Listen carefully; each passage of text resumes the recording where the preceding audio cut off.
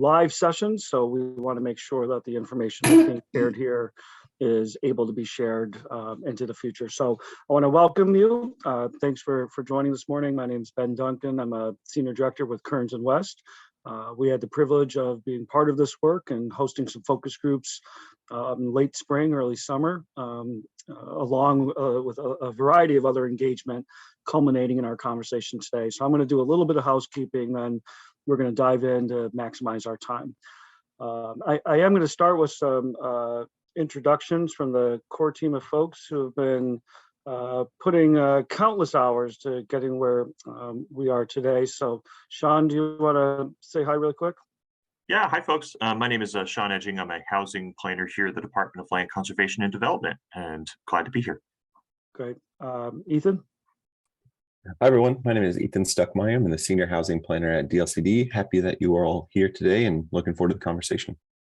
Okay, and is Mari on today? Yeah, I'm here. Hi, good morning, everyone. Mari Valencia Aguilar, also a housing planner with the department. Happy Friday. Thank you. And then I will ask my colleagues, Ariella, do you want to say who you are? Hi everyone, I'm Ariella and I'm a project coordinator at Kearns and West, and feel free to chat me if you have any technical issues today. Thank you. And Ellen? Hi everyone, Ellen Palmquist. I'm a senior associate with Kearns and West. Great, thank you. I don't know if why don't we go around the room really quickly? I think it's helpful to understand who's in the space. So if it's okay, what I'll do is just call on you. Please be brief so we can maximize our time, but I'll go in the order of folks I see. Let's start with Dawn. Oh, you're on mute.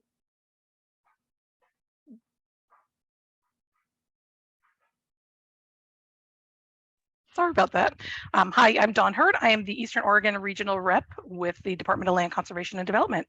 Great, thank you. Bill Van Vliet. Morning. Sorry, everybody. Morning, Bill Van Vliet with NOAA, the Network for Oregon Affordable Housing. Thank you. Yiping.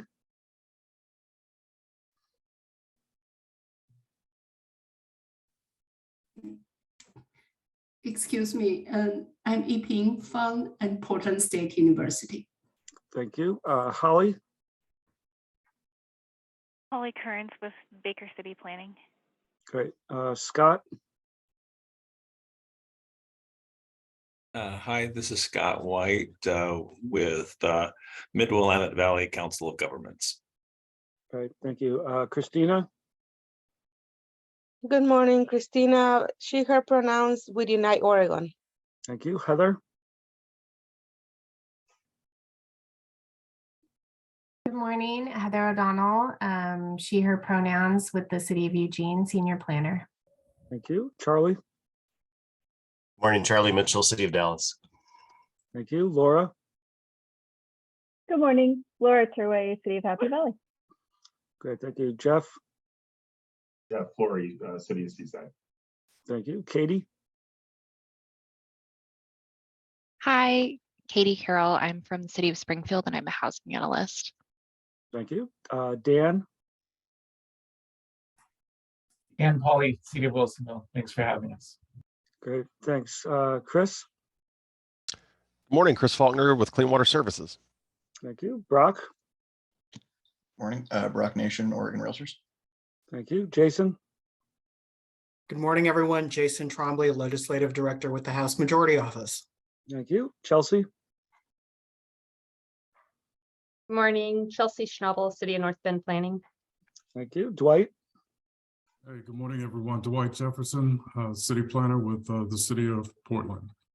Okay, thank you. Shannon. Shannon Springer, Grant County Planning Director. Thank you. Susie. Susie Dahl, Columbia County Land Development Services Director and Building Official. Great, thank you. Did we just, Sam, we just did you, right? We did me on Wednesday, but Sam Brookham, City of Portland, Economic Planner. Oh, sorry, thank you. Steve. Good morning, Steve Cooper, City of Tualatin. Justin. Good morning, Justin Peterson with Oregon Cascades West, Council of Governments. Thank you, Craig.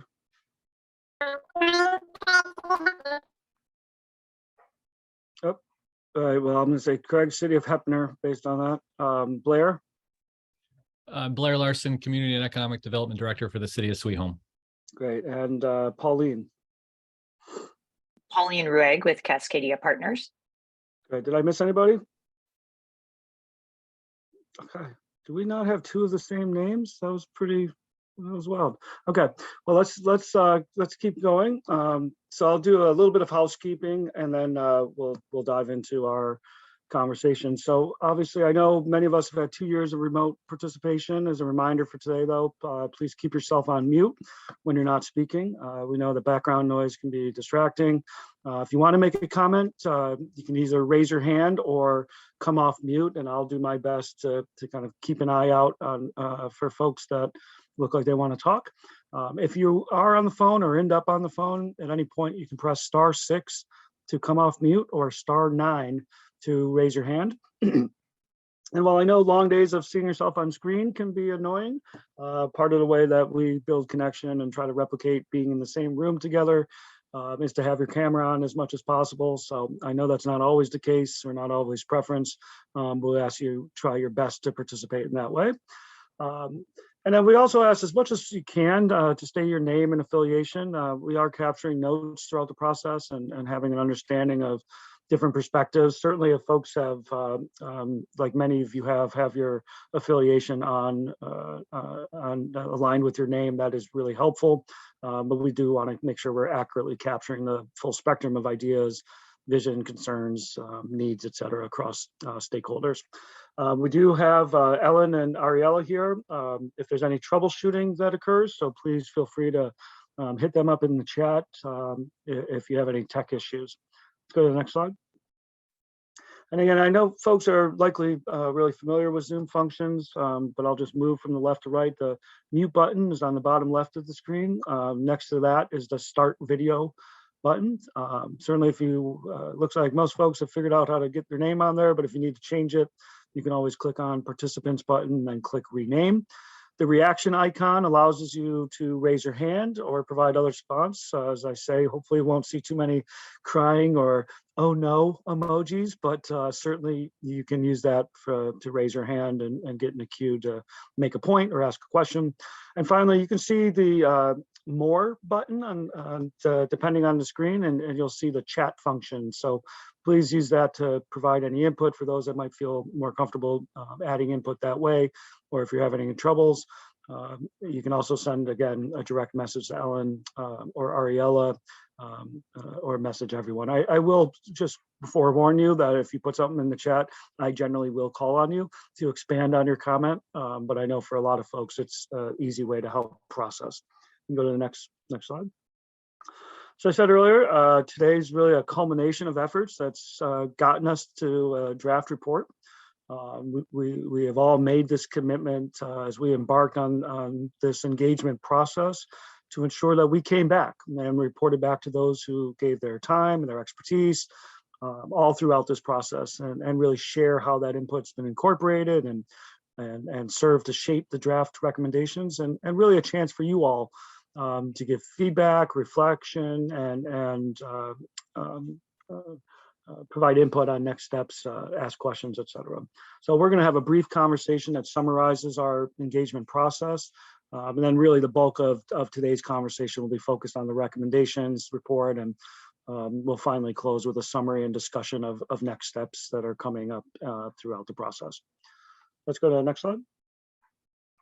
Yeah, I'm going to start with a short summary of what we heard during our kind of late spring and summer engagement, and really again express my appreciation for the time and wisdom that folks share. So there's been a number of engagement activities that occurred between March and August this year, including these 6 focus groups.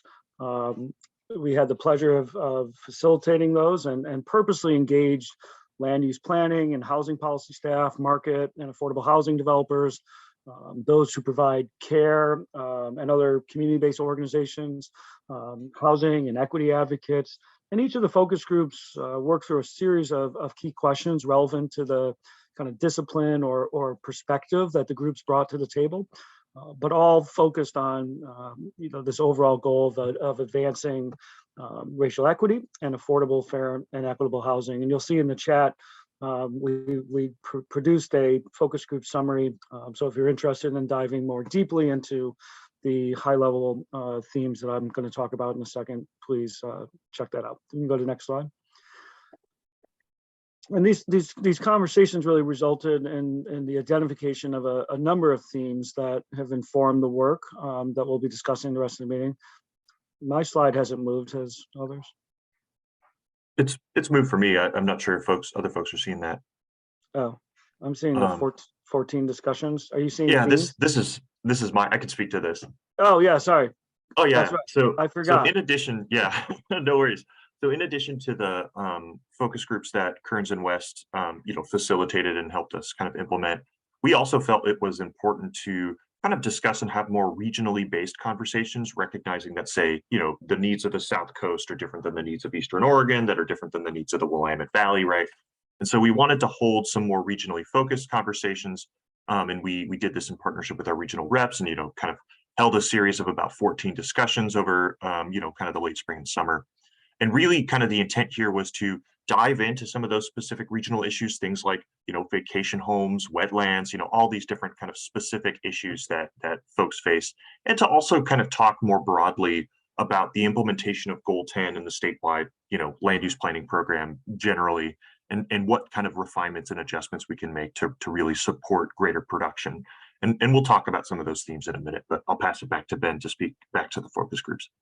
Thanks. I was just running quick. So thanks, Sean. And so as I was saying, the conversations we had in the focus groups really resulted in the identification of a number of themes that have informed the work that we'll be discussing the rest of the meeting. And regionally, right, lifting up stronger partnerships and capacity building, acknowledging and ensuring the involvement of counties and regional and state supports were all lifted up as critical. And folks certainly talk to state leadership guidance and direction, tools, flexible investments, resources that can support implementation. All of those were consistent themes for larger statewide housing goals. And then our focus group participants really lifted up, in particular, the need to connect housing to opportunity, recognizing that where housing is built and for whom really matters.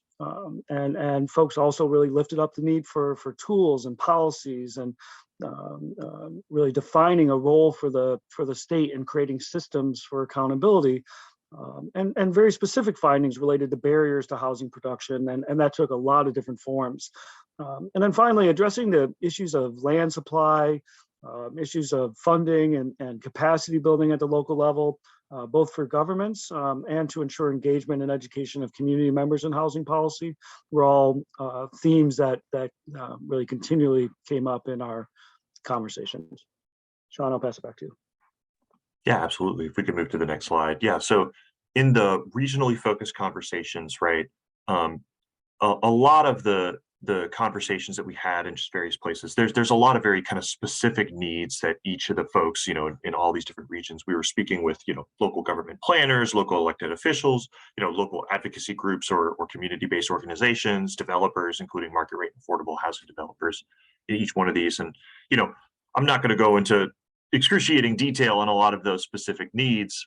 There's more detail in that document that was linked, but there were a few themes that were kind of emerging from these conversations that are worth, noting or really seem to thread between each one of them.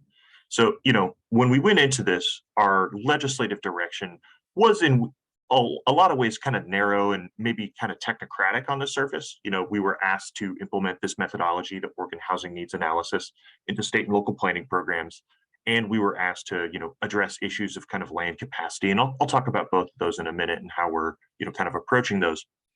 But, really we kind of knew, and, in getting to conversations with people, we know it's not just about measuring housing need. That's not what our goal is, right? We're actually trying to turn the dial on production, right? And get more housing produced on the ground and get better outcomes, right?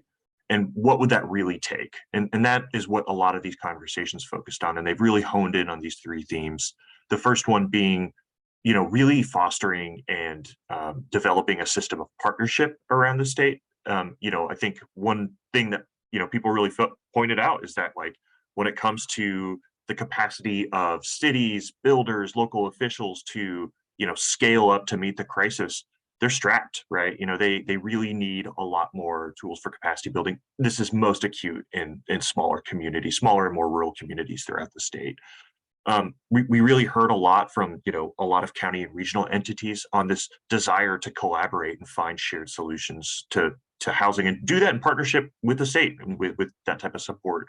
And really, getting the state to step up its game in terms of coordination, right? There's all of these disparate agencies that kind of work on these individual components that relate to housing, but they don't really coordinate with each other. They don't really partner with jurisdictions. So hearing that is a really significant need. And I'll talk about how that's manifested into the recommendations. The second piece is on accountability, and this idea of, clarifying and taking responsibility for housing production at all levels of government and also in the private market as well.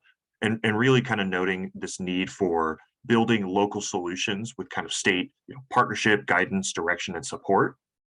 And then really building the set of tools, resources, and messaging that can support communities, right? Because otherwise you guys are kind of acting out in the islands, like our local communities are acting as islands when that shouldn't be the case, right? There should be a partnership there. And then finally, I think this goes without saying, we know that scaling up production is going to require very significant investment, more significant than what DLCD has on its own. And we'll talk about how that plays out in the recommendations. But I think we've heard a need of all of these different scenarios where production can happen, but it's going to take investment, right? It might be investment in infrastructure, it might be investment in site preparation, or in things that might even seem unrelated to housing production, like fostering accessibility in existing units, things like that. But the need is there. It needs to be flexible, and it needs to really help build kind of resilient communities. So those were the major themes, at least that I heard resonate in each one of those meetings. But yeah, we'll talk in terms of how that played out in the actual recommendations in a minute here. If we can move to the next slide. Yeah, so Ben, I think we're going to talk about the next steps and what we're doing right now in terms of the draft report that was released, but let's take a minute to pause for clarifying questions. Yeah, thanks. So you heard a quick run through of kind of high level themes that emerged through our conversation. So we just wanted to stop and open up for either clarifying questions or any reflection based on what you heard.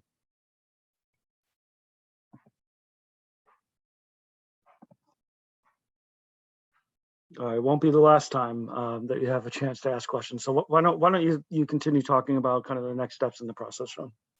Yeah, absolutely. So for those who've been kind of following this process, you probably have seen a lot of paper flying from us. We've been, kind of publishing a lot of kind of preliminary or draft recommendations for the purpose of kind of, getting them out there and getting comments going. We released a pretty comprehensive report containing a lot of these different elements that we've been working on August 31st. And kind of, working backwards from our deadline, where the legislature essentially gave us until the end of December to do these recommendations or to complete them. And when the legislature prescribes you a deadline, that actually means you have way less time than that. So the reality is that we have to be finalizing these around November.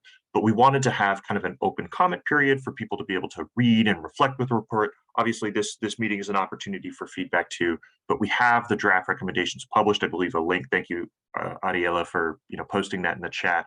And in that document, and as well as on these slides, we have a kind of form that you can access where you can submit comments, of course, if you would like to.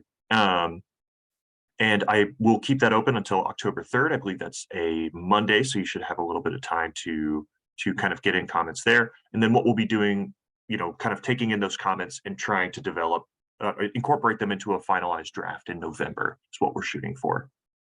So that's just the basics on the process there and what we have going. I'll also point out before we move on to the next slide, is once we submit, legislative recommendations to the legislature, right, they then have to go and develop bill language and, go through the legislative process to adopt an actual policy package, right?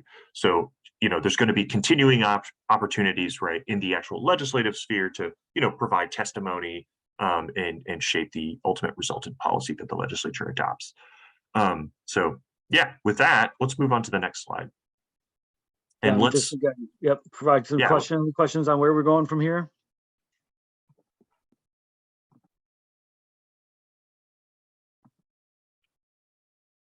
I have a quick question. Yeah, Pauline, I'm, please. I'm just wondering, given how many other housing efforts are ongoing right now in the state through different groups and other organizations, how this effort is being coordinated and the recommendations. yeah, when you say coordinated, what do you mean? Do you mean like with the legislature? No, not with the legislature. You know, for example, there's the statewide task force looking at issues of equity. There's, you know, OHCS has a plan. Everybody's looking at this issue of housing. And I'm just wondering if those recommendations are integrated or reflecting one another, or if you're speaking to each other and coming to something consolidated. So I would say yes and no. Actually, what you're pointing out is one of the things that we're going to talk about in our recommendations, which is that we have these very siloed and disjointed conversations around housing and disjointed policy responses to housing. We've actually been working, so we're doing this in partnership with OHCS. So we've coordinated along with their, you know, policy option package and the things that they're doing. So they're you know, closely coordinated. But we know that there's efforts that are happening around the state that are disconnected from this, right?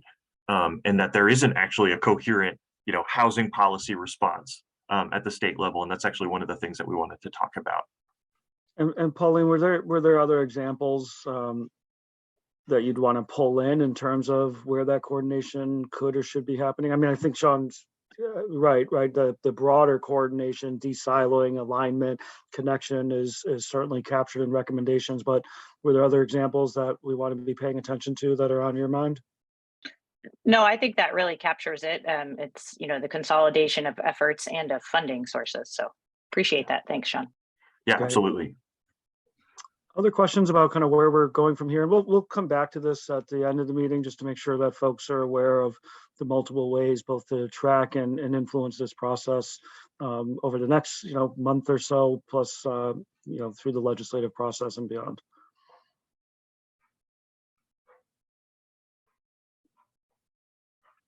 Okay, let's keep going. Sean, back to you. Yeah, excellent. Yeah, so I'm going to talk about the recommendations. Really, you know, we have about, I believe, an hour and a half for kind of discussion. And I wanted to leave as much time to really hear from you all and to kind of talk through some of these high level concepts. And so as a consequence of that, I'm going to run through these recommendations at an extremely high level. And because of that, I'm not going to be able to articulate a lot of the details of each one of these, right? Obviously, that report that was released, that contains significantly more detail. I believe it's like 66 pages long and really dives into a lot of the specifics on each one of these recommendations and what we mean when we say these types of things. But, you know, with that in mind, I wanted to, you know, at least provide a sense of like, what do these recommendations do at the high level, right? And they are really divided into three categories. Recommendation 1 is the set of recommendations that are really the most responsive to the direct legislative direction that we got. And that consists of two pieces of legislative direction. One is the implementation of an Oregon housing needs analysis into state and local planning programs. And, you know, the associated refinements to the way that we do housing planning at DLCD and across the state. And then the second piece is recognizing that that implementation has a lot of effects on the way that we do, you know, housing capacity planning and interfacing with the urban growth boundary, you know, addressing issues related to that process and making that process less sticky. And I'll talk about that. That's specifically recommendation 1.4.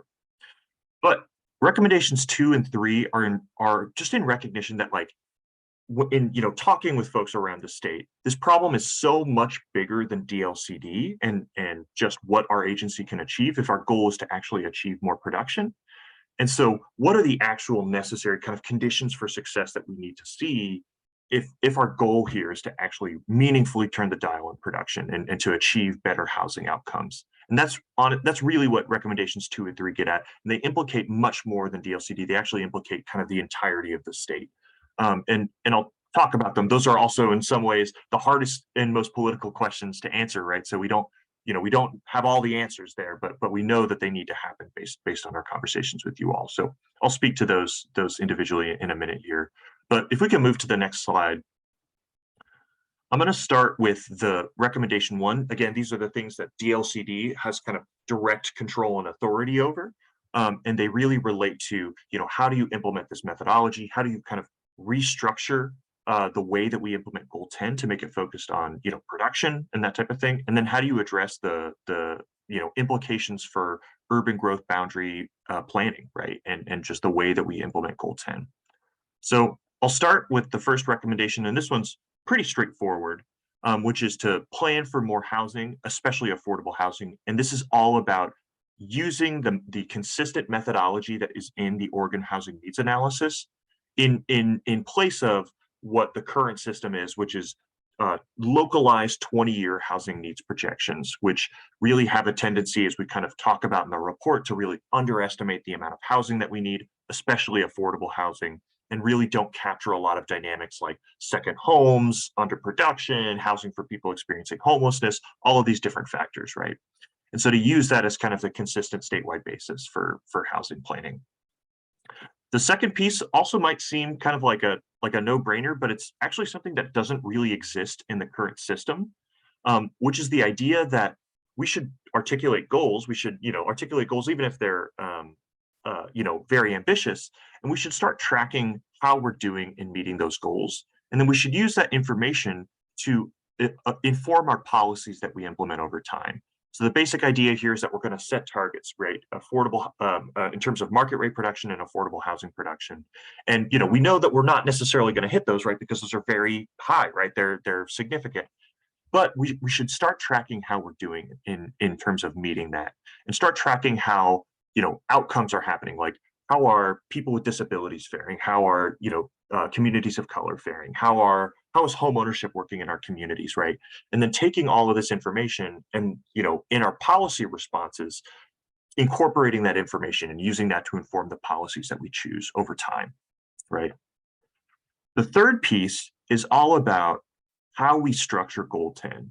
And I know there's a lot of people who work very closely with Goal 10 in the room, but for those who are kind of unfamiliar, the way that we've implemented this statewide housing planning goal, Goal 10, has largely been kind of an accounting exercise where we really focus in on, all right, how much land do we have? What is it zoned to? And then what is its hypothetical capacity? And if we're short on that capacity, we have to do something about it, right? And this accounting exercise has really emphasized kind of the, I think the best way I've heard it described is counting the housing that we don't build. And really the idea here, the basis for this recommendation is saying, hey, wait a minute, why don't we focus in on the policies that we promote, the local policy responses that cities take on? They identify this in a document called their housing production strategy. And we make that the emphasis of our focus, right? What are our policy responses to encourage production? And let's really focus in on that as the centerpiece of how we approach housing planning. And then finally, recommendation 1.4 is really responsive to the fact that, hey, we know this is going to have a lot of implications for the urban growth boundary, right? In Oregon, we have an urban growth boundary that limits urban growth outside of the outside of cities, and there's a process for expanding it, but that process can be very sticky at times. And so the idea here is what tools and resources do we have available to make that process kind of less sticky and more straightforward for jurisdictions, especially smaller jurisdictions, right? And there's a lot of details in there in terms of like the types of tools and investments that we have that can really support jurisdictions in doing this type of work. That's a 12-page document. If so I won't go into the details on all the specific individual components, but if you wanted to talk about that, we can also speak to some of those recommendations. So that's recommendation 1. That's all about DLCD's, what's in DLCD's wheelhouse. If we can move to the next slide. And what I'll just acknowledge right off the bat is if we just implemented that in recommendation 1, that would not be enough, even nearly enough on its own to meaningfully turn the dial on production, right? And so what we wanted to talk about are like, what is, more broadly when we back up and we think, all right, we really need to up the state's involved, like the state production of housing overall. What is that going to take? And that's where we get into recommendations 2 and 3. And recommendation 2 is all about building the housing that we need where it's needed. The first one, I think, is relatively just kind of straightforward and obvious to most people in this room. We have to invest in housing production, especially the housing that the market is not going to produce on its own. I think in going through this process, I've heard all types of barriers that local jurisdictions face in producing housing, things from infrastructure planning to site preparation to you name it. And really it points to a need for a sustained and flexible funding source that is geared towards promoting housing production that the market wouldn't produce on its own, and to pair that with jurisdictions, to do in partnership, to connect jurisdictions with this funding source through the housing production strategies that they adopt, and to really help them implement the actions that they want to do to support housing production and to use this funding for that purpose.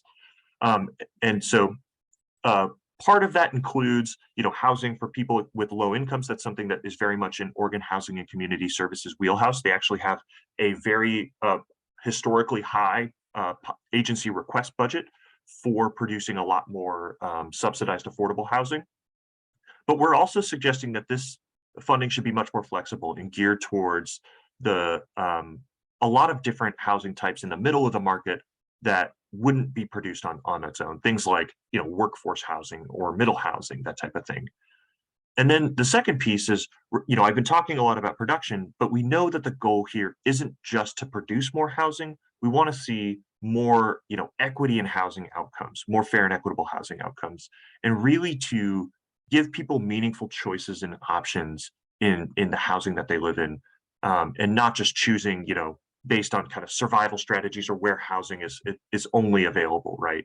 So the idea here is making housing choice for all an explicit state policy goal, and to reinforce that in statute. And to really, in all of the processes that we do, we're thinking critically about the policies that we adopt to advance fair and equitable housing outcomes, right? And being intentional about the strategies that we adopt to enable, not only housing production, but housing choice for everybody. All right, so that's recommendation 2. And I'm going to move into recommendation 3. I mentioned earlier, right, how I've kind of talked about, a lot of these policy conversations that we've been having are very fragmented and very siloed between a lot of different efforts that are happening around the state. That is actually a consequence of how state governance is structured right now. If you were to ask, hey, who is responsible for, housing production and housing policy at the state level, there isn't anybody, right? We have all of these different agencies that kind of own a piece of the housing production puzzle, but none of them, there isn't any kind of overarching, agency or governance structure that coordinates them, and they don't talk to one another, at least well enough to really scale and meet the demands of the crisis. So recommendation 3 is all about establishing that type of, coordinated governance structure. And that's a very challenging conversation. Recommendation 3 is all about that. And one of the things that we kind of wanted to acknowledge in that is that's a very challenging and tricky political question that involves a lot of different areas of state government, having, tough conversations about the distribution of responsibility and power between agencies, between the governor's office, right? And, that's going to be challenging. But in the near term, we can make a lot of progress and start developing partnerships with local jurisdictions right off the bat. And we can do that by, getting some type of housing production team together whose job is to coordinate among all of these different state agencies and to partner with local jurisdictions to overcome development barriers, to identify funding sources, to really work to unstick development challenges and get housing produced on the ground. That's really what recommendation 3 points out.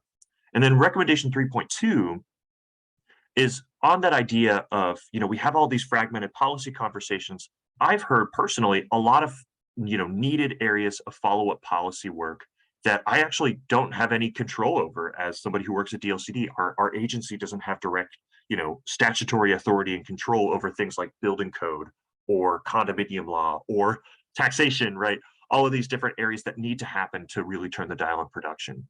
And what we're saying here is that the state really needs to step up and, whatever structure emerges from, to kind of coordinate on housing production, they should adopt something like a plan. We ask cities to articulate the policies that they want to adopt to support housing production. The state should do the same thing. And of course, the metro regional government should do the same thing. And, to have kind of this consistent way of identifying, all right, this is a policy problem that we need to work on. We have a timeline for doing it. We have an agency that's in charge of doing it. And, they have a timeline by which they're supposed to be doing these types of, work, and to really coordinate that through a kind of centralized, process and document to ensure that we're constantly working on these follow-up policy actions.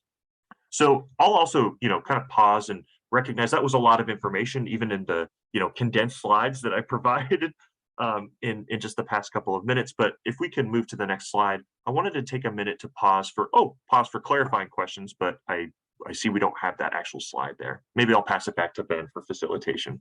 Yeah, we'll open it. We'll open it all up at the same time. They'll include clarifying questions, reflections, and a couple key kind of follow-up questions we really want folks to sit with. But before, we're just going to set a little tone for how we interact in this next bit of time we have together. So hopefully, thank you, Sean. I hope that background provided opportunity for inspiring some additional dialogue and really want to create some space for discussion. But before we do, we want to work through and ensure that we can hear from all those that want to speak. So I'm going to walk through a couple of these kind of best practices for discussion guidelines. We really do want to balance time as much as possible, and it's certainly part of my role to help maintain that. We ask that you're listening to try to understand and not simply to respond, and please ask questions to clarify and follow up. Which probably goes without saying, but please respect each other and focus your comments on the topics that are in front of us today. It's really here and designed to continue to learning and to hear directly from all of you. So to Sean's last comment, let's start, and hopefully y'all have had the chance to read the full report. But we can go to the next slide, and we'll start with some initial clarifying questions or feedback and reflections on what you've seen, what you've heard. You'll see in the chat the discussion questions will be there, and then we'll take them down. But we're interested in hearing one clarifying and reflection, but also three kind of larger questions. Are these recommendations responsive to your community's needs? And further, what more is needed to make this work? Or what else is needed to ensure that this set of recommendations actually moves the needle, right? That puts us towards that goal of really meeting the housing production that's necessary for our state. So we're going to open it up to you. So I want to open it up, and please raise your hand to get in the queue, or if you come off mute, I will kind of see you. Holly, let's start with you. Thank you. I just had a couple of quick reflections. I think first, for my rural community, the infrastructure funding is huge. I really appreciate that was something that was clearly heard, as that's been our biggest block to producing the units we need, is having the infrastructure to serve them, and our market doesn't support housing or lot prices that would cover the cost of installing that infrastructure. It's huge for us, and I really appreciate that. And I know there are other planners on the call who have worked through the Great Recession. I was here prior to, during, and after. And so that's, I think, just a reaction I wanted to share was, as we set these housing projection targets, which are really important, and trying to really make up for some ground that we know we've lost as far as keeping up with Oregon's housing need, there are probably going to be times when the market just doesn't respond to any policy intervention that we do, and keeping that in mind as we set those targets, that if we head back into a recession of any kind and people are scared, they don't invest, and there's really very little we can do.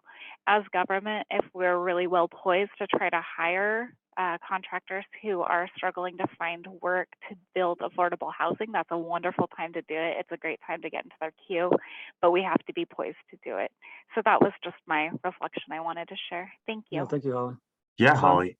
Yeah, and if I can speak to that, that's actually a big point of one of the biggest things that we've thought about in recommendation 1.2 is the fact that, right, if we're going to establish goals, we know that we're not going to hit them, right, because they're ambitious, right? And then secondly, we also know that cities don't control all the levers of production, right? And so, things like recessions happen. There are, for all the best, policies that you can implement, there's going to be times when things aren't being produced, and that's not the jurisdiction's fault. And so, the way that it's structured is not to say, we have this number, you have to meet it, and if you don't meet it, bad things happen, because that's unreasonable. That's not a good accountability system that reflects kind of the on-the-ground reality that jurisdictions face. And so really instead it's saying, let's start tracking outcomes. And then what are we doing in response to that? What are the actions that we're doing to work towards better production? And that's really how, the housing production strategy, which was implemented in 2019, that's how it's structured. And this is really building on that to say, let's make this about action and not just about, you have to hit XYZ number. Does that make sense? Yeah, I appreciate that the recommendations were focused on accountability, but they weren't punitive. Thank you. Yeah, yeah. Other reflections, thoughts, and then do these move the needle? Are they responsive to what you need? I mean, Holly, I think you reflected on appreciation there, but I do want to open it up to folks to kind of give feedback. This is a chance for both questions, but also identifying where you feel like this is strong and maybe where you feel like there could be more work to do or gaps or challenges, opportunities, et cetera.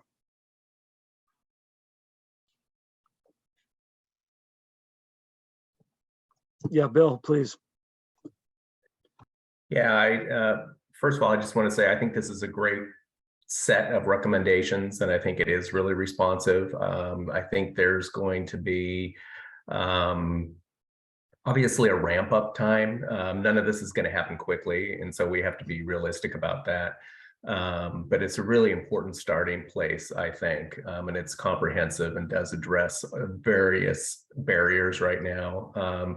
I want to just follow up a little bit on Holly's comment, because that's something that's been on my mind too. And I think it would be great to embed in this set of recommendations somewhere just consideration for resources to spur production during economic downturns, so we never turn down the dial just because of market forces, because we need that housing, and we can't take a timeout because of a recessionary market force. And so the state could develop tools to spur production even of more market rate housing during those economic downturns.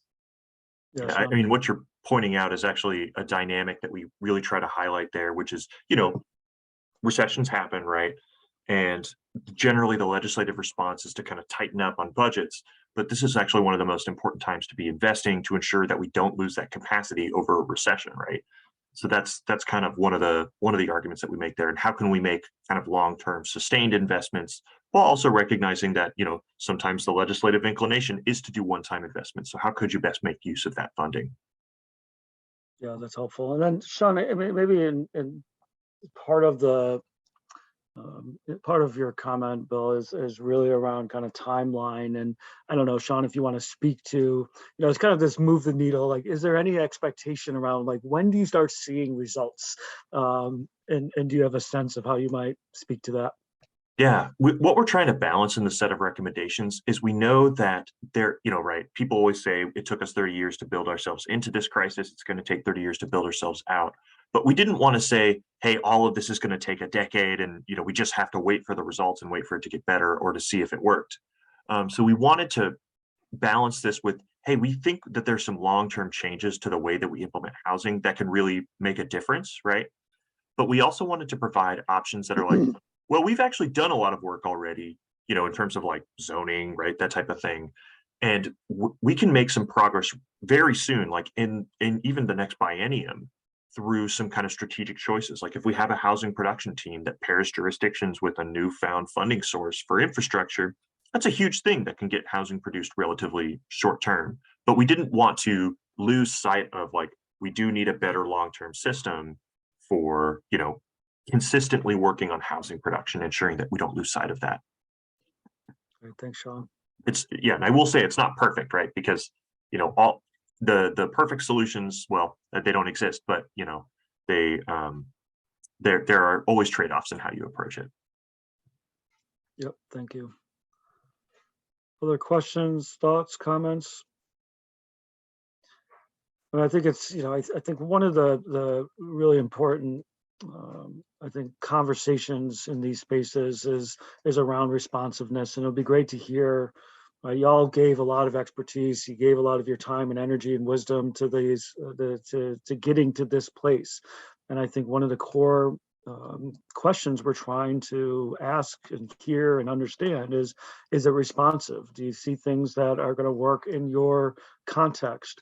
Does it reflect the things that you brought forward for concerns and hopes and kind of your collective imagination? So it'd be great to hear either thoughts around that or any other questions that folks have.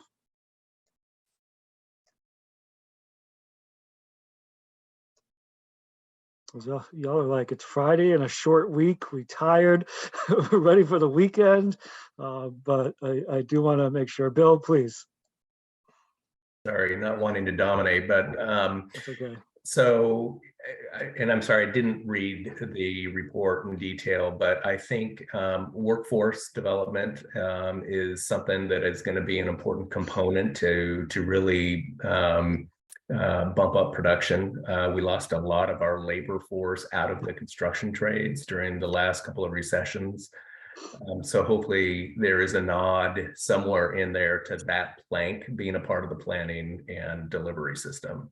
So there is, and we actually got a great suggestion yesterday from somebody pointing out another deficiency that we actually didn't have there. So Appendix B of the report is just a series of recognizing that so much of this work is outside of DLCD's scope, right? Or might not even be in the scope of the project, but they need to happen, right? Things like, condominium law, reform, all that type of stuff.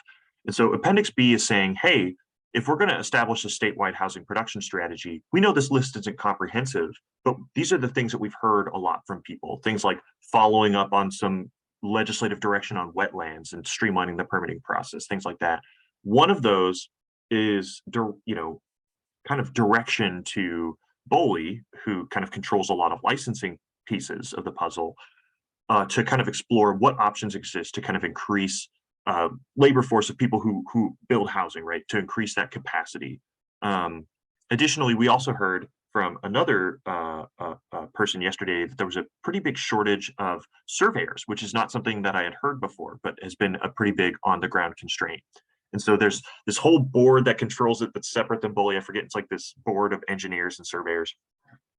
But that's an example of an area of follow-up work that we can add to that. And we've also heard just from local jurisdictions, we know that it's going to take more planners, more building inspectors. We heard that one is a pretty significant challenge to process all these permits that would be coming through, right? So building up all those pieces of capacity are things that we've tried to highlight in these documents, at least to the extent that we've heard them and are able to document them. Yeah, that's helpful, Sean. And certainly we heard some of that too, both labor as a barrier, right? The lack of labor, but also labor as an opportunity, right? And who do you bring into the workforce and how does that create wealth and opportunity for communities that have often either not been reflective in that labor force or have been excluded from the labor force. Brock, please. And Ethan, I saw you came on camera. I don't know if that was just a camera thing or if you wanted to add something. Okay, Brock, please. Oh, yeah. So I know that the next on paper report is going to be coming out in about 10 days, I think, if that timeline's still the same. Do we know how significant the changes are going to be there? I'll just say like low, medium, high. And if so, like where those changes are going to be in the recommendations. So we're not publishing a full revised report in 10 days, man. That'd be really hard. So, yeah, I was like, you're gonna get some gray hairs, man. Yeah, no, that will be, so the full report, we're going to be waiting until October 3rd, right? That's kind of our comment period. I believe we have a joint meeting on the 20th with 2 work groups that we have working kind of on parallel processes, one on the capacity side, one on the needs side. And from there, after that point, that's when we're going to start working on a final draft document, right, for finalization in November. What we have coming out in 10 days is a follow-up to Appendix A. So Appendix A is the set of housing capacity kind of discussion draft recommendations saying like, all right, we've talked about these, we've kind of laid out some options. Here are those options laid out, recognizing that they still need refinement. Not all of these might be, the thing that we move forward with, but we wanted to have that out there to kind of facilitate discussion. And so we heard a lot that was for our meeting on August 31st with the Housing Capacity Work Group. Obviously, we heard a lot of very kind of specific and broader feedback on those set of recommendations. So we're working on some refinements to those that we're hoping to have, we have to have out by the 19th, which is a week in advance of the next housing capacity work group meeting. And so that will include some, revised set of language. We've heard a lot on kind of urban reserves. We heard a lot on the UGB land swap piece. We heard a lot on the small scale UGB expansion piece. So we're working on kind of some refinements there. Got it. And Thank then- you so much. Yeah, and then Sean, do you want to just, I know you mentioned the housing capacity work group. Do you want to just talk about that other infrastructure real quick? If folks haven't been tracking that, there's some other bodies that have been also kind of part of these conversations. Yeah. So the housing capacity work group is a kind of parallel process that got started up after the short session when the legislature kind of recognizing, right, there's an interface here with this work and the urban growth boundary, and that process is sticky. So DLCD go forth, have a set of conversations with a broad group of perspectives and develop a set of recommendations that can, follow up. They give us 4 very specific points. One is building land or preparing land for development within the urban growth boundary. The second one is the establishment of need for an urban growth boundary adjustment or amendment. The third is the regulatory review of UGB amendments. And then the fourth one is building capacity, especially in small cities. And so we have kind of a series of about a dozen or so options, all of which are designed to kind of, provide more resources to jurisdictions to do, kind of goal 14 and UGB planning, to do a lot more public facilities planning, having a team that can actually provide direct guidance to jurisdictions pursuing UGB amendments, as well as kind of reducing or shifting a lot of the analytical burden to the state. So that way jurisdictions have to do much less analysis and justification. And following up on tools that we know reduce the time it takes to go through the process and reduce the risk of appeal, because appeals are really the thing that drive time and costs the most. So there's a large set, it's like a dozen pages or so far, and it's, it's going to be growing, that really are intending to improve on that process. Yeah, thank you, Sean. Ethan? And those recommendations that Sean was just talking about are going to be rolled up into the broader recommendations that we're having a conversation about today into recommendation 1.4. So that's kind of where that lands in the overall picture of the ONA. Yeah, thank you for that. Heather, please. Thank you. Yeah, I would agree with the comments that these are, at first blush, I haven't been through the whole report, but they seem responsive to at least some of the things that I've heard other jurisdictions and Eugene bring up, especially the infrastructure. You get a lot of kudos for that, I'm sure, because I think that is a big challenge for big and small communities. One of the things I noticed, and we had some discussion in the housing capacity group, I think, about this. One of the things the report talks about is for tracking progress on affordable housing, that threshold of what the housing is affordable, what income level the housing is affordable to, is proposed at 60% of the area median income. And I know, at least in Eugene, we actually provide affordable housing support to up to 80% of the median income. And so I just would suggest, if it's possible, to, it looks like you want to say something, Sean, go ahead. No, I would say we agree. I think that 60% number came out of a, kind of an existing reporting requirement under House Bill 4006. And what we've learned since then is that, there are subsidy programs that go up even to 120% MFI. And so, trying to get a better system of tracking and hopefully, taking more of that and getting accurate estimates from OHCS, because they track a lot of this information, would be what we would hope to do. So. Yeah, and I help with the 4006, House Bill 4006 reporting, or at least coordinate that in Eugene. And I'll be honest with you, we are reporting what we subsidize. And so we have not been, our numbers have included subsidies for up to 80%, because we give SDC credits for home ownership up to 80%, I think is what it is. So anyway, the more we don't have to do those divisions would be helpful. So that was as far as I got in the report. So that was just a comment I had. But overall, thank you. Yeah. Thank you, Heather. So if I'm hearing you, there's both a kind of administrative piece. I don't know if I'm hearing a concern, right? Is there a concern that using 60 will inspire others to use 60 instead of going further, or is that? I think that we would just, up to 80%, if we were only allowed to count new housing that was projected to be for incomes of up to 60%, we'd be missing some units that we were actually publicly supporting that were up to 80% area median income. And that's in Eugene, that's a really important segment.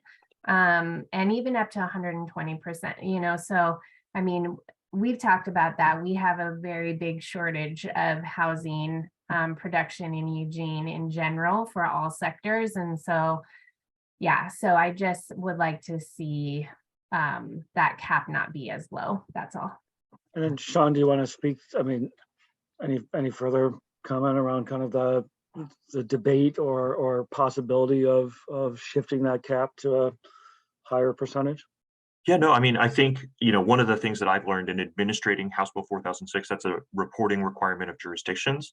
So jurisdictions are generally pretty bad at tracking like subsidized affordable housing that goes up because they don't have any way to do it unless they subsidize it themselves, right?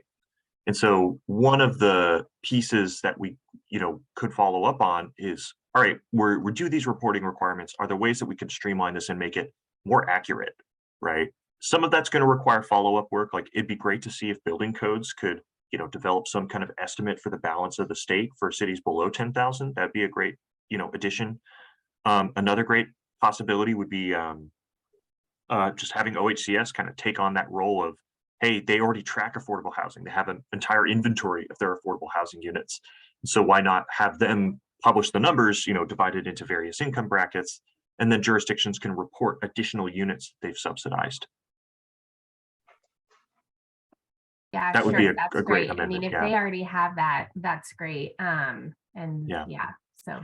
Yeah, and they don't track the units that jurisdictions directly subsidize, and they don't. They only track the ones that they do. So that it would be a good kind of synergy between those two. Got it. Okay, great. Well, thank you. Thank you, Heather. Other thoughts? There's kind of the responsiveness. Then I guess the other question, right, as y'all are thinking and sitting with what you're hearing or what you've read is what you've seen going to move the needle, right? And I think that's an important question that we want to have some reflection on, but also belief in, right? So I guess I would just push folks if you want to speak to that aspect.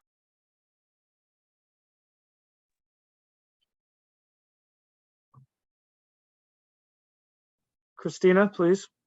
I think one of the things is how we're going to mobilize the community, because we need to have the community backing up those requests.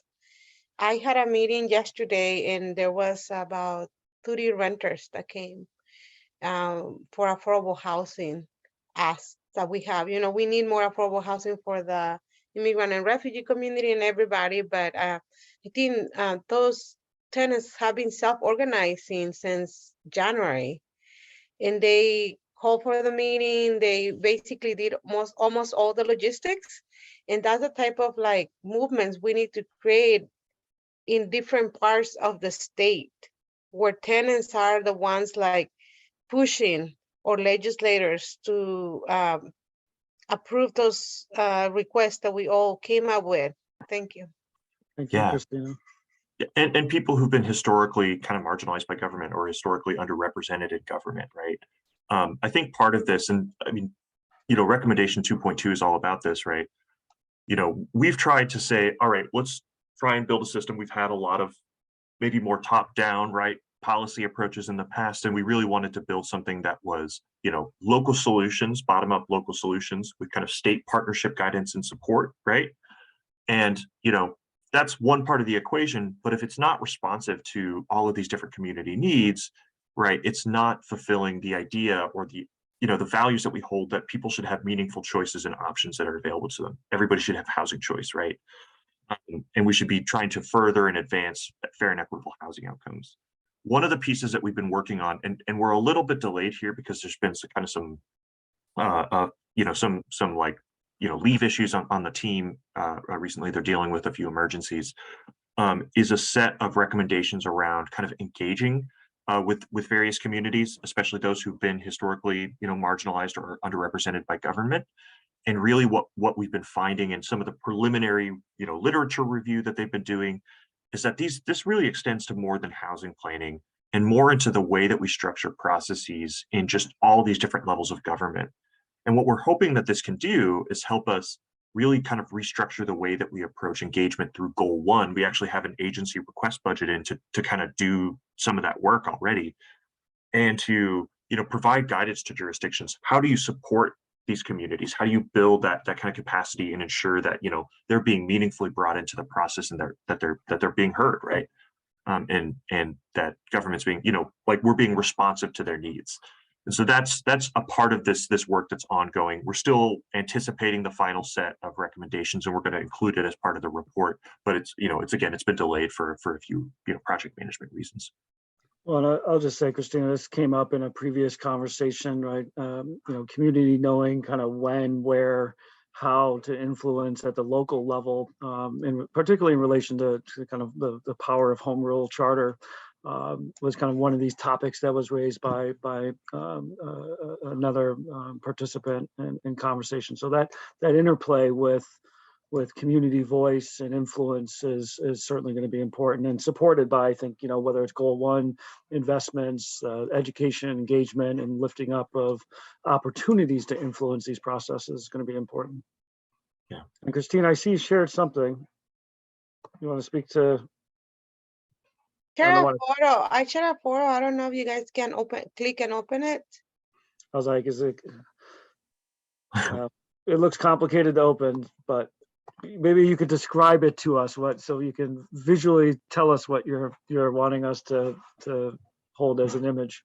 It's 1,000 words, Ben. Yeah, it's just a photo of yesterday's meeting where you could see like a pregnant lady, kids, adults, young, all kinds of community members in a group photo with Unite Oregon banners.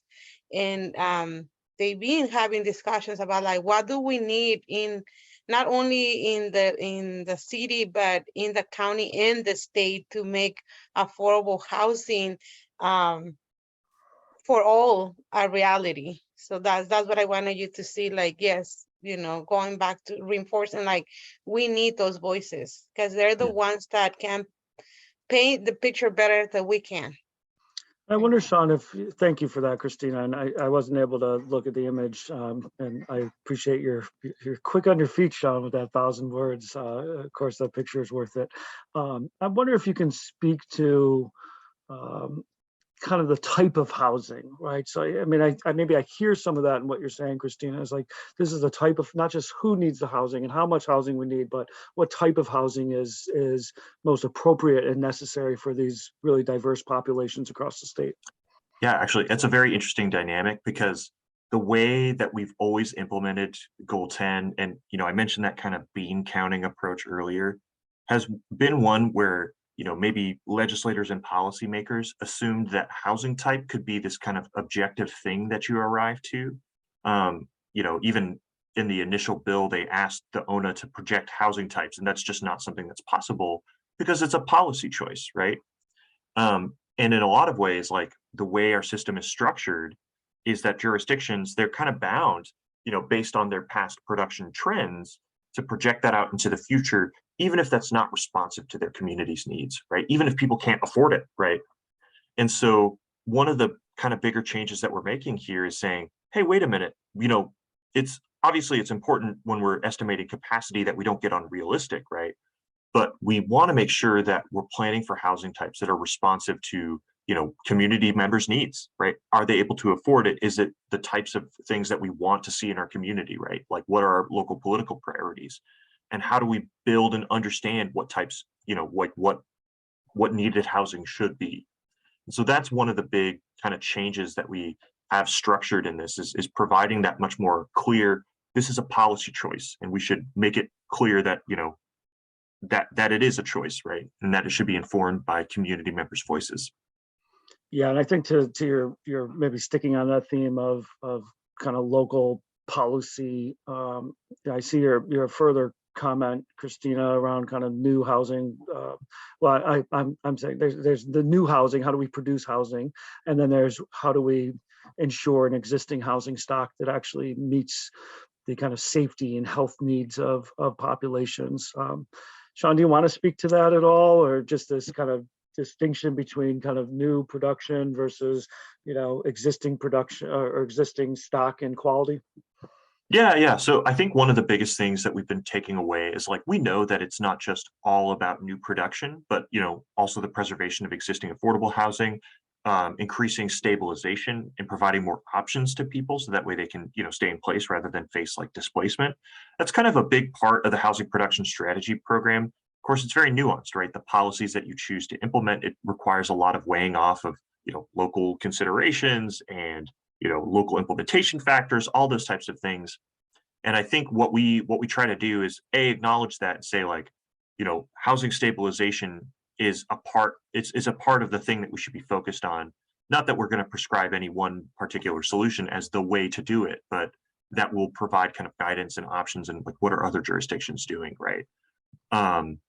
And following that up with state policy work that is needed to support, right, greater stabilization and that type of thing. I think a great example of a policy area that has not been followed up that would be actually great for a lot of like, especially renters in providing stability, are limited equity home cooperatives. It's something that's been happening more in the manufactured housing sphere because of some of the, dynamics that happen when people live in manufactured home parks and, they are at risk of displacement because, they rent the land that their house is on, right? These are examples, but there's a lot of specific and nuanced policies that really get towards that. It's hard to say like there's this one answer, and that's true for all of these, right? There's no one silver bullet, but. Yep. Thank you, Sean. Other thoughts?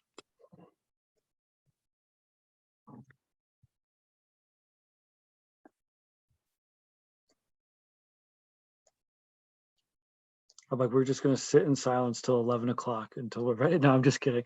I mean, as we said earlier, and I'll kind of talk slowly as we kind of move towards some final thoughts to give folks a chance if there's any additional questions that are emerging. What is true, and Sean mentioned this prior, is that there will be more opportunities to contribute. So hopefully, we provided some links in the chat today, both to kind of findings to the focus groups and some of the, you have the recommendations report, you have a link to the comment form. So I do hope, while today was really a snapshot, very high level, a chance to kind of reflect and ask some questions. I do hope that, folks continue to stay engaged and utilize these next opportunities to be able to contribute your voice once you've had some chance, right, to actually sit with the recommendations and really dive in a more deeper way. So why don't we pull up the kind of last slides and again, we'll kind of move somewhat slowly through the last slides in case there's any last thoughts that come up for folks. But as we're doing that, I want to thank you, Sean, publicly. The incredible work and leadership and how much you've carried in this process. I really appreciate, as a kind of third party objective facilitation team, just how much you really have thoughtfully considered, so much input, so much complexity, as you've navigated this process. And I know there's so many folks like Ethan and Madi that are on this call today and others who have contributed, but in so many ways you've been the face of these efforts, and your kind of handling and ownership of this issue I'm kind of in awe every time I see it. So I appreciate you and appreciate your just willingness to continue to answer questions and really sit in the fire, as they sometimes say. So I appreciate you. And then I want to thank everybody who's on this call today, and the others who may watch this in the future, for contributing to this work. It's certainly from my standpoint been a privilege to share space with so many folks in service to this work, recognizing that each and every one of you are doing incredible work every day to help realize housing production that's going to address these immense challenges that we face here in Oregon. And as we work towards a better Oregon as an Oregonian and someone who's raising an Oregonian, I'm excited for where this goes in the future and just really appreciative of all the work. So a reminder, you have the comments period will be open till October 3rd. And then that won't be the end of it, right? Then there'll be a legislative process and rulemaking. So there'll be lots of other opportunities to engage in this process. So with that, Sean, I'd give it to you. Any last thoughts and reflections? Yeah, well, and I might just say, like, I know, so for folks on the call, I don't want to cut this short if folks actually have like questions or feedback on how things work, or like what are the details here, that kind of thing. So I want to maybe just take a minute, like, like, are there questions that you guys have about these sets of recommendations? I know I didn't go into a whole lot of detail on a lot of them, and I'm happy to speak to those. And I know there's a lot of folks on the call too who haven't, like, kind of provided their perspectives and, about maybe like some of the things that they face and how they see these recommendations interfacing with those. So I did want to provide some space, before we kind of call it early. Maybe it's just Friday. Maybe we should just get out of the meeting. That's cool. But I did want to give some space to that. Anything? I mean, yeah, could now be you about put the funding. pressure on. Somebody's got to say something. Pauline, you came off. Could be about governance. Yeah. Well, on the point of funding, and I apologize, I didn't review Appendix B yet, which sounds like there's some really rich material in there. So, I'm aware of the issues around infrastructure funding, but on the side of financing and how developers or nonprofits put together various sources of funding. And that's another area where DLCD, I'm sure, recognizes that there's a lot of different agencies that have funding, and there's the state, the federal, and the local. And I'm just wondering how much issues around that and gaps in financing. For example, one thing we've heard in our own work is a nonprofit, if there's not a local matching fund, then they're not able to get funds at a federal level sometimes. So I'm just wondering if you could speak to the financial aspect of housing a little bit more and any recommendations around that. Yeah, actually, so part of this is just investing like actual more dollars for things like infrastructure site prep, flexible funding, that type of thing. But part of this is, one of the things that we note in our report is, like, we recognize it's going to take a lot of legislative leadership, right? It's easy to say, hey, we need investment here. It's harder to say, all right, where does that investment come from, right? And we know that we don't have the expertise to answer that very intensely political question, right? But what we wanted to point out is that we actually make a lot of investments today. Like a great example of this, and a funding source that is going to be increased as a result of the federal infrastructure bill, DEQ has a revolving loan fund for clean water. They have literally money that's going to more than double as a consequence of recent federal, investment in providing water infrastructure to jurisdictions. And I just learned about that, right? Like, that was something that just came up in a conversation with somebody at DEQ. And if you're a jurisdiction, looking to support housing production, you have to go to all these disparate sources, like DEQ over here to see if you can get water funding, OHCS to see if they have any LIFT funding, all these different sources. And why isn't there, one coordinating entity like a housing production team to be like, all right, we can connect you to all these different sources. Some of these might be just relatively straightforward, not even require an application, but some of these might require applications. We can help you with that. Really those types of coordinating structures to help connect jurisdictions to even existing resources is something that is pretty huge, right? And it's one of the things that we wanted to point out. But we also wanted to point out too that, like, this isn't going to happen without sustained investment, right? So we tried to make both things clear to the legislature, at least to the best of our ability. Thank you. And I would just, again, sort of echoing Ben, I really appreciate the amount of advocacy and effort and attention that I know the DLCD staff has been putting on this issue now for years. So I really appreciate that effort. Thank you. Yeah, no, thank you. Thanks, Pauline. We got we elicited one comment with your plea. Ethan, please. Hey, Ben and Sean, I'm going to go a little bit off script here and ask a separate question that we haven't discussed previously. But I think, one of the legislative direction pieces is about increasing either the capacity or the ability of small and more rural local governments to do this kind of housing planning. And the way that we've kind of structured that is to provide some additional funding if you kind of opt into the housing production strategy program and so on and so forth. But I'm curious to know from some of those smaller local governments or county governments on the call, Jeff, Shannon, maybe even Justin, about, do you feel like, you still have access? Is that adequate? Is there anything else that we could do to help you in the process of addressing your own housing, issues? And if I can actually add to that, it's not just like, oh, you have access to funding, because we know that that's not enough for a lot of jurisdictions. Sometimes you have like one administrator on staff that's part-time, that kind of thing. And so we're also looking into some more administrative ways with the funding sources that we do have, trying to find ways to say, like, is there a way we can get small cities to not even have to submit an application to us, right? Maybe by partnering with, say, COGs or counties that want to do planning work for smaller cities. Are there ways that we can support that and just give, have a set budget that we use to support smaller jurisdictions specifically, right? That's an example of, a lot of these things. We've been giving a lot of time and attention to that idea that we should really be supporting small cities to the best of our ability. Yeah, Shannon. Yeah. So, I mean, our whole county is less than 10,000 people, so we're not really subject.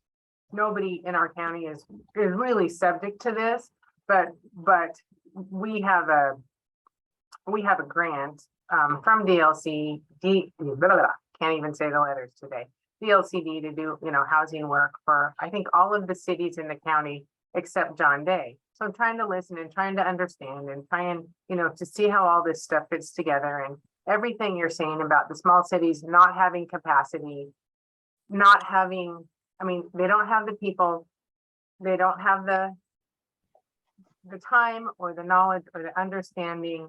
I don't have really the time or the knowledge or the understanding to help them much. And so it's like, we're kind of out here, flailing around, trying to do the things that we should do to position ourselves, county-wise and small city-wise, to, to do the things that we should do, even though we're not mandated to do it. And I'm listening to this, and it's just like, in some ways it's overwhelming. I'm trying to listen and learn and see how do I help our small cities? How do I, put this in any kind of perspective to the county government? All of it is just, I'm not even a full-time planning person, and I have all of the things. And so some of this is so far beyond like what I can even think about in my daily, just get the things out the door work, that it's overwhelming. And so things that you can do to make it more cookie cutter, more, cookbook, easier for the little jurisdictions is going to be very beneficial. Yeah, I'd agree with that. And I think, having just more off the shelf resources is going to be just so essential for jurisdictions. Even this, the reason it's so complicated is because we didn't want a top down cookie cutter approach, right? Because jurisdictions are different. That requires complexity, and so, it does make for a challenging and complex to explain package. I know I've been trying to, make it more straightforward, but even then it's still technical, and I recognize that. But I definitely agree that like providing more resources, messaging, to the extent that we can, just, capacity, people on the ground who can help get those things out the door is just something that is a huge outstanding need, especially in rural communities.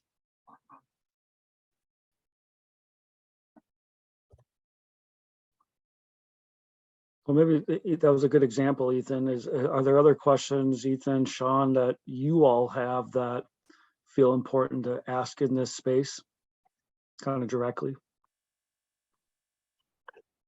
Yeah, I'm interested on the governance piece. I know a lot of people on this call are working on housing right now. And I kind of wonder in your interface with state governance, what do you think would be useful or helpful? This is actually one of the most challenging political questions that we have. And we don't know that we can answer it before the I'm almost certain we can't answer it before the 2023 session, but.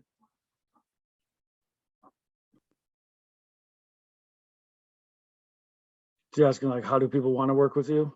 Yeah, or not with just Or us not. specifically, but just state, the Yeah, state yeah, enterprise, right? Yeah, Christina or Ethan, add on to the question on Christina. Or maybe just like, what are the key elements that are the critical elements of how something like that, as some sort of like state governance, body, entity, team, whatever the case may be, should work? Like, what are the key elements of that? We can kind of construct something around that. But hearing from you all about what's the most important parts of that would be great. Okay, Christina?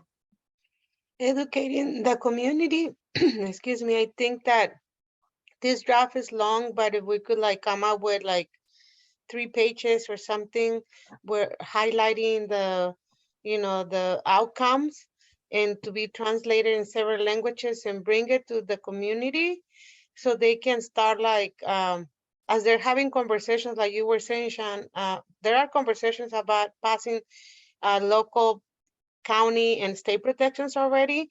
So why not start putting that, or even like have them bring those requests and say like, we need this now, but we also need this, like the bigger picture. That way the communities starting ASP understanding like what is the movement in the state level, like who we are, why we came up with those recommendations and why they should support them. And I know it's like a big thing to ask because funding is always a thing, like who's gonna do it and all that. But I think if you guys think outside the box, like, I'm just thinking about Unite Oregon. I've been selfish, but we interact with many BIPOC community on daily basis in different counties, 4 counties. So if we have this in a form that is easy to read and understand, we can start emailing it, sharing it in community events, etc. Yeah, there's kind of a timing question there, right? Because do we want to communicate? Do we want to develop this really polished, translated in multiple languages draft, right? That's going to change. And then, we're like, sorry, that recommendation has changed now. It's actually this, that kind of thing. Do we wait until after the report is published, but then the legislature still has to go through their process? Do we wait until we reach implementation and we're like, all right, this is, we have more certainty, but that kind of decision-making piece is passed. What do you think on the timing? Well, and before you answer that, I mean, I think there's a timing, right? And then there's kind of, I hear 2 things in what you're saying, Christina. One is kind of non-English translation, right? And then there's non-housing planner translation, right? Like, how do you actually communicate this really complex set of ideas and concepts and recommendations in a way that's actually accessible and tangible to community? And so maybe Christina, if you can think about, what makes sense from a timeline perspective in terms of getting this out to populations, and then Sean, maybe thinking about, how have DLCD, OHCS, and others thought about how do you communicate this out to the world with folks that don't live and breathe this every single day? I've been coercing my friends to vet a few, talking points with me. So. But Christina, like, I think Sean's question is like, when do you do that work, right? And I don't want to predict your answer, so I want to give you a chance to respond. To me, the sooner the better. I get everything that Sean was saying about like if the recommendations are gonna change, you don't want to give false hope to the community. At the same time, I think if we put we say those might change, in the document, because those are the reason. That is an opportunity for the community to understand, like, politically things change, but something is going to prevail, right? And whatever something they want to go for, that's what they should be more loud about. That's on one aspect on the organizing, but I know like politically, things cannot move forward, but still, even if they don't move forward now, in the next legislation, they can try again. We can always go back to the community and say like, yes, we didn't get everything what we wanted, or those things got tweaked. I guess the way for me to see things is like, as we are trying to pass policies, is a everyday communication with the community and be very clear, like that is not a firm thing that is going to happen, but eventually we can make things happen. So timeline, I will say, as soon as you have this draft, even like if we condense it in 7 pages, like the most important things, start giving it out to the community. And then knowing that the document is going to change, maybe we can get focus groups or something where we're updating them on the changes, and they decide when is the appropriate time to share with their community.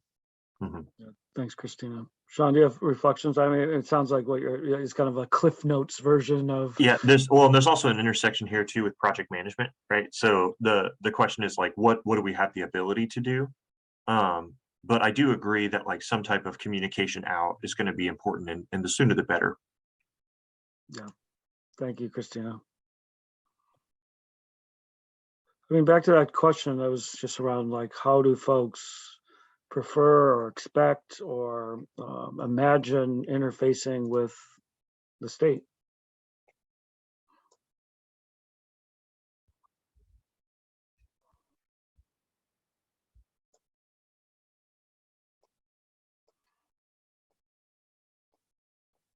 I think people, yeah, Bill, please. I was gonna say, people just want you to define it. No, I can't imagine that. Bill? Sorry. Again, not trying to dominate the conversation, but no, please. So this is going to be really hard to do, and that sort of governance of implementation. And Sean kind of hit the nail on the head where he talked about all the different state agencies that touch housing, and there isn't a lot of coordination between those agencies. There just absolutely has to be, going forward, some coordinating body, I think, around this, and whether it's a team of the agency staff that coordinate, or whether it's a higher level commission. Think of something like the Transportation Commission or something that has a little more independence and governance capacity. I'm not sure which the right answer is, but it has to have teeth to it. And it has to be able to force each of the agencies to the table to actually engage, because I've just seen over the years too many times where agencies that aren't particularly interested in the subject but have to participate kind of don't, other than to just send somebody to show up for the sake of showing up. So I think this just needs to have a lot of political support. It can't hinge, in my opinion, on whoever is in the governor's chair at a given point in time, because this needs to be sustained over a long-term trajectory. So, that's where I keep coming back to maybe some sort of more of a commission type structure that has some authority to it. And a lot of people aren't going to like that idea, I'm sure, because it's going to threaten them. But this is too important, and we've dug ourselves a hole. And we need the coordination to really effectively address it. I think you couldn't look at anything more evident than the wildfire recovery processes that have gone through, and all the agencies that have had to touch that.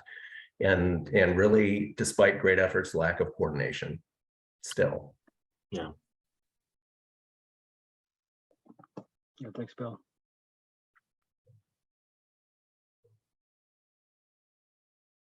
Ethan, Sean, any other questions while you have folks on divided attention, or somewhat divided attention, maybe?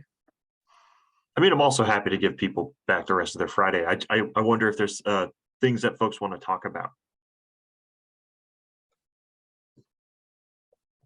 Yeah, Ethan. And I'll just point out that we have another one of these conversations next week as well. So if you need to, just kind of bounce these ideas around and think about it some more, you have another opportunity. So just another kind of off ramp there for you. Yeah, thanks for that. And that should be on people's calendar, or at least in their inbox from an invite. But Ellen or Ariella, do you want to post just information about the next conversation we're going to have? And then just, again, maybe opening it up, any thoughts, reflections, comments, concerns, ideas, insults. I'll take it. Platitudes and insults, whatever. Yeah. So see Monday, September 12th, 3 to 5. Thank you.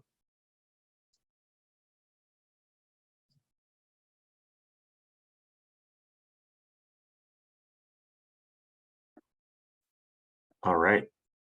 I think Well, that's I think yeah, the silence speaks volumes. I think, thank you guys so much. Of course, you guys can always reach out to us, have follow-up questions, things you want to talk about, definitely feel free. Yeah, no, just thank you guys so much for your time. I'll give you back 30 minutes in your day. And yeah, no, thank you, Ben, for facilitating. Thank you to the team. Just appreciate everybody being here on a Friday, sharing it with us. Yep. Appreciate everybody. Take care. Have a wonderful weekend. Thanks.